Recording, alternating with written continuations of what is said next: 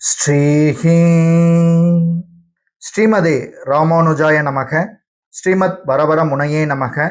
ஸ்ரீ ஸ்ரீனிவாச மகாகுரவே நமக. ஆழ்வார் எம்பெருமானார் ஜீயர் திருவடிகளே சரணம். பக்தர்கள் அனைவருக்கும் நமஸ்காரம். அடியேன் நந்தகுமார ஸ்ரீனிவாசதாசன், ஸ்ரீ கிருஷ்ணா வேதக்கல்வி நிலையம், காட்பாடி, வேலூர். தொடர்புக்கு 9602547737. யூடியூப் சேனல் ஸ்ரீ கிருஷ்ண கீதம். தமிழ் வேதம் அல்லது திராவிட வேதம் என்று அழைக்கப்படும் 4000 திவ்ய பிரபந்தம் 12 ஸ்ரீ வைணவ ஆழ்வார்களால் நமக்கு அருளப்பட்டவை. பகவானுடைய அங்கங்களாகவே கருதப்படும் இந்த 12 வைணவ ஆழ்வார்கள் நமக்கு வழங்கியுள்ள இந்த மாபெரும் பொக்கிஷத்தை ஒவ்வொருவரும் ரசித்து ருசித்து தெள்ளத் தெளிவுடன் அனுபவிக்க வேண்டும். காரணம், பக்தி ரசத்தை சுருக்கமாக அழகான முத்துக்கள் போன்ற சில வார்த்தைகளினுடைய கோர்வைகளால் படைக்கப்பட்டுள்ள மிகப்பெரிய பொக்கிஷம்தான் 4000 திவ்ய பிரபந்தம். வாருங்கள், 4000 திவ்ய பிரபந்தத்தை நாம் சேவித்து அனுபவித்து கற்று பயனடைவோம். பகவான் எம்பெருமான் ஸ்ரீமன் நாராயணனுடைய திவ்ய திருவருளுக்கு பாத்திரமாவோம். அந்த வகையில் திவ்ய பிரபந்தத்தினுடைய ஒவ்வொரு பாசுரத்தையும் தனித்தனியாக நமது ஸ்ரீ கிருஷ்ண கீதம் என்னும் யூடியூப் சேனல் மூலமாக காணொளிகளாக பக்தர்களுக்கு வழங்குவது என்று முடிவு செய்யப்பட்டுள்ளது. இந்த நல்ல செய்தியை பக்தர்கள் மத்தியில் பகிர்வதில் அடியேன் மிகுந்த மகிழ்ச்சி அடைகிறேன். 4000 திவ்ய பிரபந்தத்தை நாம் சேவித்து அனுபவிப்பதற்கு முன் திவ்ய பிரபந்தம் தொகுக்கப்பட்ட வரலாறு, 12 வைணவ ஆழ்வார்களுடைய வரலாறு, இவற்றையெல்லாம் தெளிவாக அனுபவிக்க வேண்டியது மிக மிக இன்றியமையாதது. அந்த வகையிலே இந்த காணொளியிலே நாம் தெளிவாக அனுபவிக்க இருப்பது 4000 திவ்ய பிரபந்தம் தொகுக்கப்பட்ட வரலாறு. அதாவது, திருமங்கை ஆழ்வார் காலத்திற்கு பின் பல காரணங்களால் ஆழ்வார்களின் பாசுரங்களை பாராயணம் செய்வதை மக்கள் கைவிட்டு விட்டார்கள். இவ்வுலகில் 4000 ஆண்டுகள் ஆழ்வார்களின் பாசுரங்கள் வழக்கொழிந்து போயின. 4000 ஆண்டுகளுக்கு பிறகு தற்போதைய கடலூர் மாவட்டம் சிதம்பரத்திற்கு அருகில் உள்ள காட்டுமன்னார் கோயில் என்று அழைக்கப்படும் காட்டுமன்னார்குடியில் நாதமுனிகள் என்னும் ஸ்ரீ வைணவர் அவதரித்தார். அவர் அப்பதியின் ராஜகோபாலன் மீது ஆழ்ந்த பக்தி கொண்டு அப்பெருமானுக்காக கோயில் கைங்கரியங்களை மிகுந்த ஈடுபாட்டுடன் செய்து வந்தார். அவர் ஒரு நாள் திருக்குடந்தை என்று அழைக்கப்படும் கும்பகோணம் சாரங்கபாணி பெருமாள் திருக்கோயிலுக்கு சென்று மூலவர் ஆறாவமுத பெருமாளை சேவித்து கொண்டிருந்தார்.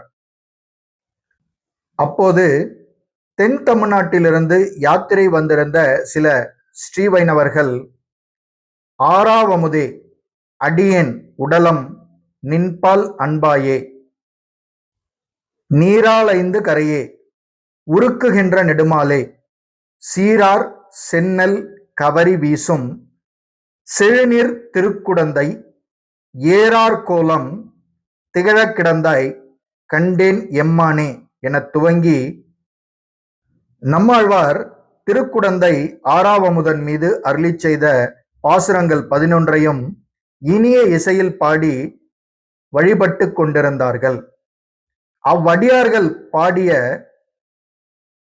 உழலை என்பின் பேச்சு முளையூடு அவளை உயிர் உண்டான், கழல்கள் அவையே சரணாக கொண்ட குருகூர் சடகோபன் குழலின் மழியச் சொன்ன ஓர் ஆயிரத்துள் இப்பத்தும் மழலை தீரவல்லார் காமார் மானோய் நோக்கியர்க்கே என்னும் இந்த 11ஆம் பாசுரம் நாதமுனிகளின் கவனத்தை மிகவும் ஈர்த்தது.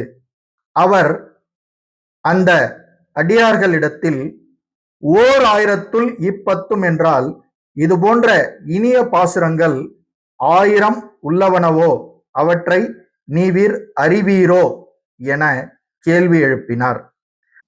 அதற்கு அந்த அடியார்கள், சுவாமி, 11 பாசுரங்களையே யாம் அறிவோம். இவை நம்மாழ்வார் அருளிய பாசுரங்கள்.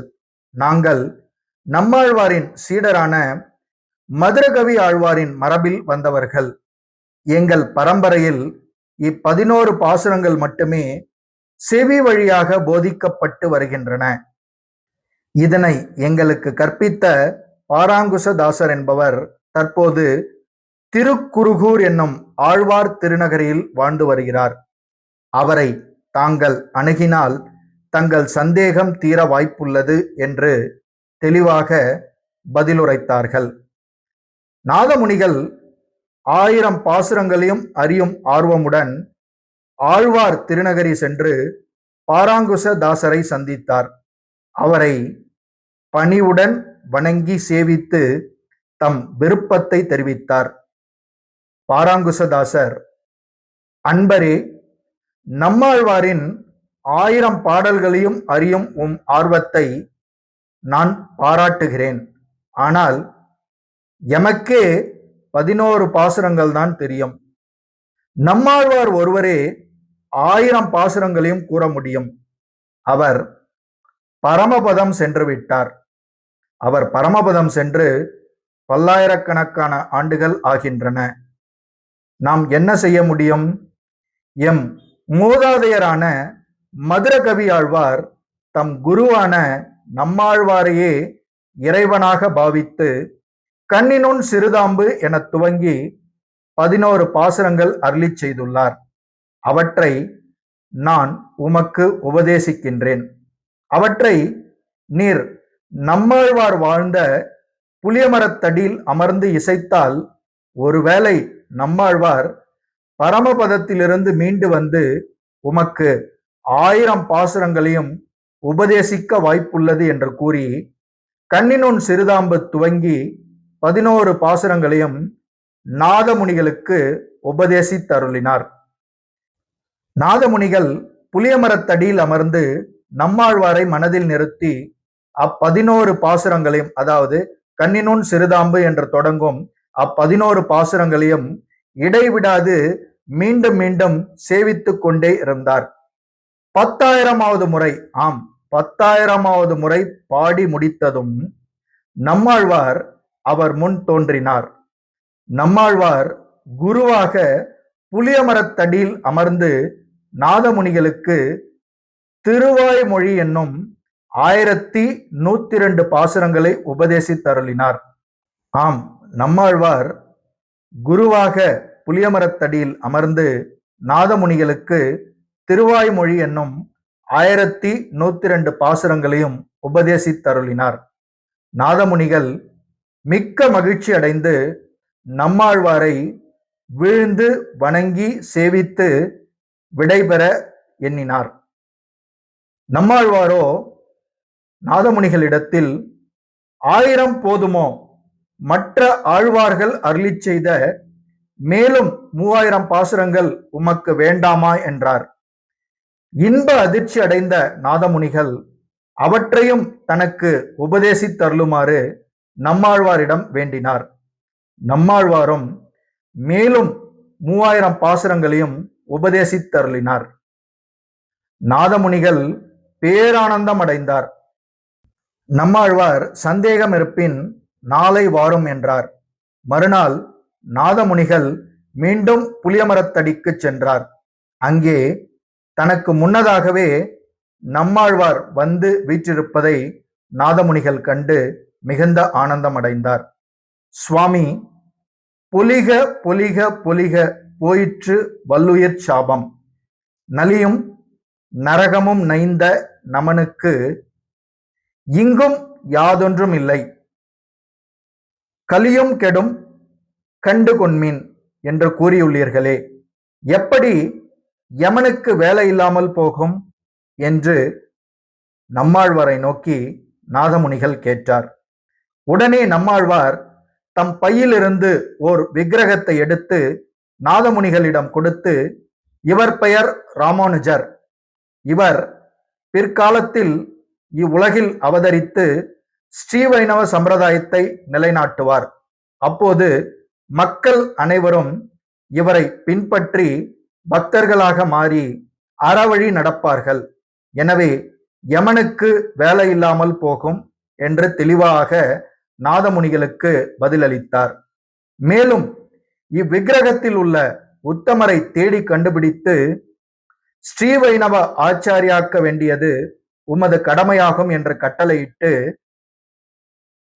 நம்மாழ்வார் அங்கிருந்து மறைந்து போனார். மீண்டும் பரமபதம் சென்றார். ஆதலால் நம்மாழ்வாரே நாதமுனிகளுக்கிட்ட மிகப்பெரிய கட்டளை இது. இந்த கட்டளைதான் ஸ்ரீ வைணவம் தழைத்தோங்குவதற்கு அடிப்படையாக அமைந்தது. நாதமுனிகள் 4000 பாசுரங்களை நம்மாழ்வாரிடமிருந்து பெற்ற மகிழ்ச்சியோடும், பவிச்சாச்சாரிய விக்கிரகத்தை பெற்று, அதாவது நம்மாழ்வார் நாதமுனிகளுக்கு வழங்கிய ஸ்ரீ ராமானுஜனுடைய விக்கிரகம், இந்த விக்கிரகம் தற்போது ஆழ்வார் திருநகரில் உள்ளது. 4000 பாசுரங்களை பெற்ற மகிழ்ச்சியோடும், ஸ்ரீ ராமானுஜனுடைய விக்கிரகத்தை பெற்ற மகிழ்ச்சியோடும், வைணவத்தை, அதாவது ஸ்ரீ வைணவத்தை சிறப்பிக்கும் கடமை உணர்வோடும் காட்டு மன்னார் கோயிலுக்கு வந்து சேர்ந்தார் நாதமுனிகள். 4000 பாசுரங்களையும் ஓலைச்சுவடியில் நாதமுனிகள் பதிவேற்றினார். அவற்றிற்கு 4000 திவ்ய பிரபந்தம் என பெயர் சூட்டினார். முதலாம் 1000, 2ஆம் 1000, 3ஆம் 1000 மற்றும் 4ஆம் 1000 என 4 தொகுதிகளாக 4000 திவ்ய பிரபந்தத்தை நாதமுனிகள் தொகுத்தார். இனி இந்த ஒவ்வொரு 1000த்திலும் ஆழ்வார்கள் அருளிய பாசுரங்கள் எத்தனை எண்ணிக்கை இடம்பெற்றுள்ளன என்பதை தெளிவாக அடுத்த பதிவில் அனுபவிக்க உள்ளோம். இத்துடன் 4000 திவ்ய பிரபந்தம் தொகுக்கப்பட்ட வரலாறினுடைய முதல் காணொளி நிறைவு பெறுகிறது. மீண்டும் அடுத்த காணொளியில் சந்திப்போம். பக்தியுடன் வழங்கியோர் ஸ்ரீ கிருஷ்ணா வேத கல்வி நிலையம், காட்பாடி, வேலூர். மிக்க நன்றி. சர்வம் ஸ்ரீ கிருஷ்ணார்ப்பணம். ஜெய் ஸ்ரீமன் நாராயணா.